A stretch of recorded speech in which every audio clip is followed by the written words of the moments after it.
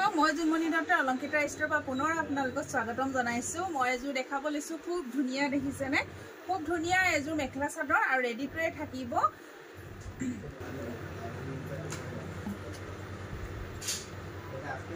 Ready টুৱে থাকিব। আশা কৰিছো আপোনালোকে চাই ভাল পাব আৰু যদি ভাল পায় 8724073547 এই নম্বৰত আপোনালোকে যোগাযোগ কৰিব। এসব খুব ধুনীয়া মাছৰাইজ কটনৰ থাকিব।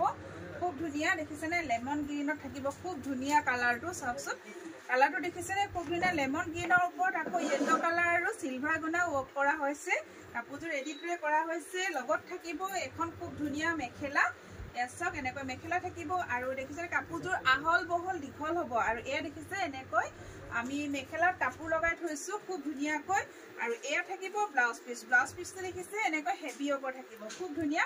যদি আপোনালোকৰ পছন্দৰ ভিতৰত পৰিছে স্ক্ৰীনত দিয়া নম্বৰত আপোনালোকে যোগাযোগ কৰিব।